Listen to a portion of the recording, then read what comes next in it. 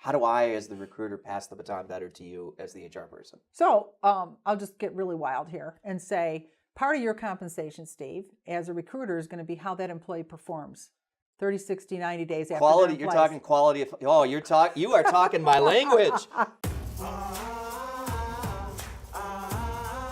All right, Joan, we're talking about this whole HR thing again, but I want to change gears just a little bit. Okay. We've been talking about this a ton, that on the recruiting side of stuff, I'm kind of segregated to the beginning process of an employee. This is what Qualigence does. We go find them. We ideally try to find the right person. Sure. And then there's often this clunky handoff to HR.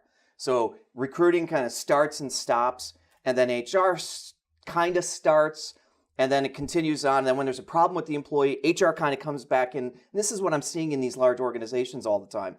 What's your experience in this clunkiness between HR and recruiting? Have you experienced that? Absolutely. It's not just HR in recruiting.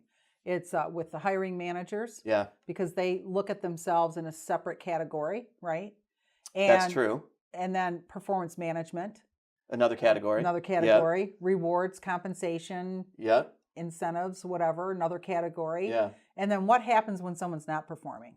That's when the bad stuff comes out. Bad stuff comes out, and then Pips, HR write-ups, whatever. gets dragged back into the process again. And you're the bad right? guys then. And then we're the bad guys, which is never comfortable for anybody. So how do we better align then, because it is clunky, and you're describing it the same way I am. Right. How do you better align those functions? How should it work? So the thing I like to do is make sure I understand what's happening before I touch something and what happens when I let it go. What do you mean? So if in recruiting, for example, okay. let's take your piece. The piece that comes before that is attraction. Right. Right. I know whether I want to go to work for Apple or Google or whatever the brand is, right? Based on what I think the organization is about. Yeah. So that marketing and branding happens. The employment brand, as people would call it. That employment brand, yeah, sure. Yeah. Before somebody even calls you. Okay. Right. It's important for you to understand what their current branding is. Yeah. So I'll give you an example. I went down to Disney Institute years ago. Okay. And when they recruit, they have a big room. They have people come in, fill out an application. Before they even fill out the application, they watch their history videos. Sure.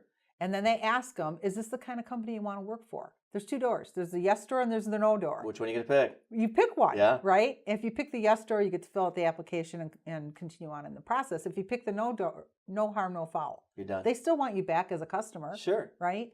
So that branding piece is really important. You, as a recruiter, want to understand, what are you doing to attract people? Yeah, what's the magnet? It is a conversation that we have often, and it's interesting to hear their perspective of why people should come work for them, and if it aligns with what people actually think, right? Why they should go work for them, right? Sometimes they're disconnected, and sometimes they're very well aligned. Yep. But it does make a big impact. It's harder to recruit for a company that's completely unknown, because there is no brand at that point. There is no real attraction in the beginning. Right. And so you have to explain that. To explain it, you have to understand it. Yeah. And it's really a continuum. It's not a bunch of stops and starts. What do you mean? So in track, you can run an individual run, right? Sure. 400-meter, whatever it that is, event is. Or you can run in a relay.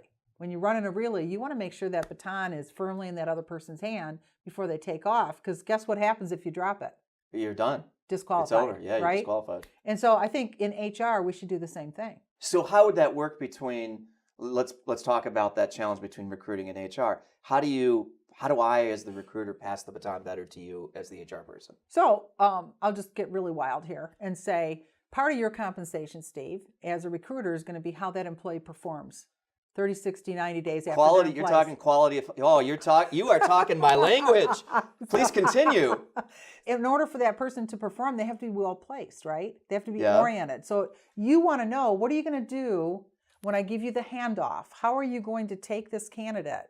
And what's the process that's going to occur with them and for them to help them understand how they're oriented to the organization, how they're oriented to their role, how they fit within their team, and how they are expected to perform. So let me play devil's advocate for a second. It's kind of related but unrelated. So I'm the recruiter. I hand over the candidate to you, the HR person. I go on to fill the next position. And yet you still want to hold me accountable for how the candidate performs the next 30, 60, 90 days? Absolutely. But I don't have any control over that. Well, so maybe you have some conversations with that candidate and ask them, how is your employer doing meeting your expectations that we talked about before you went there? I mentioned this to you earlier. I was kind of in a little bit of a pissing match on Facebook a couple of weeks ago because I am an advocate of what you're talking about, that that baton needs to get passed. I should be a little bit more involved in that continuum that you'll get into. But most of the recruiters that have been doing this for 20, 25 years all responded back to me saying, you're crazy. You shouldn't. The minute I pass off the candidate, I'm done. Right. That's part of the problem here that we're talking about. Well, it is. And what if we even engage the hiring manager? And how so? So you've got the recruiter. Yep. You've got the HR person, whoever that connection is with, right? Sure. And the hiring manager. And there's some sort of feedback from the candidate. About all three of those. About all three. About the process. Right? Because who's having the experience? Yeah, the employee. Yeah. Now employee, move from candidate. Move from candidate to employee. Yeah. Right? And so if you're certain about your skills, you're going to be okay having a little bit of that at risk. That's true. Right? And that internal person, the hiring manager and the HR person, that could be tied to their incentive compensation as well. So now it's a joint effort. It's a team. It's a collaboration. It's not this handoff. The accountability just got to a higher level. And that employee is going to have a better experience in their job. No question. What's going to happen with the retention? It's huge. I mean, let's look at retention right now. You know, there's a number that's like 70% fail within the first 18 months. But when you look at those that fail within the first 6 months, the numbers are staggering. Right. And a lot of it is just the candidate experience.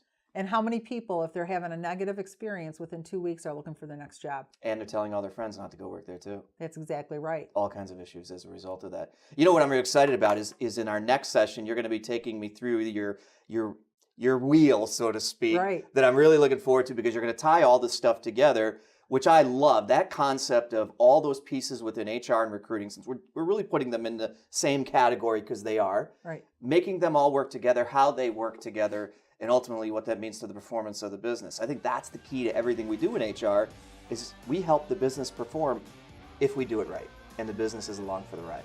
Absolutely. All right, next time, this is going to be fun. Okay, thanks, Steve. Thanks, Joe.